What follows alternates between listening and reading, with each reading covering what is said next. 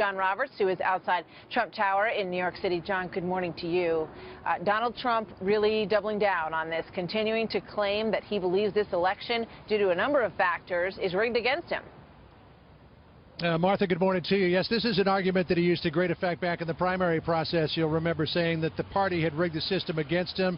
Why was he winning all of these states? And then Ted Cruz was coming up with all the delegates. It's the same case that he made for Bernie Sanders on the Democratic side. But now Donald Trump suggesting the entire system is rigged, including the actual process of casting votes. Tweeting just a few minutes ago, quote, "Of course, there is large-scale voter fraud happening on and before Election Day. Why do Republican leaders deny what is going on? So naive."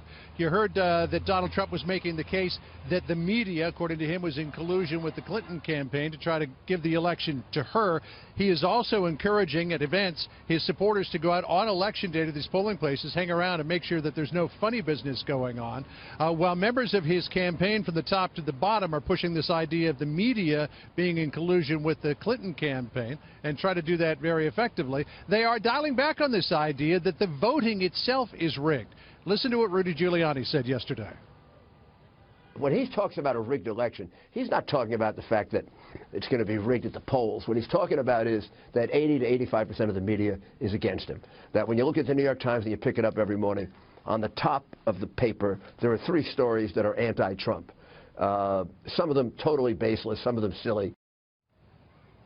It would appear, though, Martha, that since he made that statement that, yes, Donald Trump is talking about it being rigged at the polls, and almost in the same breath that Giuliani was saying that we don't think that the election is rigged at the polls, he said, well, plenty of dead people vote, and most of those dead people, history shows, vote for the Democratic Party.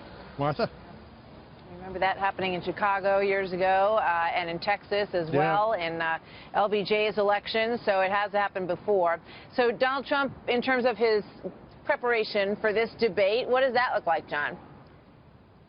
Well, he spent all day yesterday out at his home in Bedminster, New Jersey, doing debate prep. In fact, it went much longer than even members of his campaign had expected that it was going to. I talked to a couple of people in the campaign who say that he was working very hard, that they're just, formulating some answers. He's going to do more debate prep today before heading to a campaign event in Green Bay, Wisconsin. He wants to keep it all on policy. He wants to attack Hillary Clinton very much in the same way he did at the town hall debate a week ago Sunday.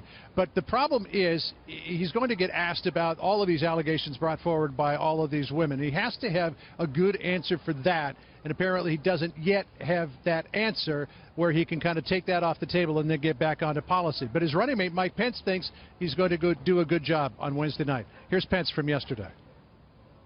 Donald Trump won that debate last Sunday, and he's going to win the debate on Wednesday because he's going to keep talking about the issues that matter most to the American people and the chance that we can make a change of the fundamental direction of this country back to a stronger and more prosperous nation.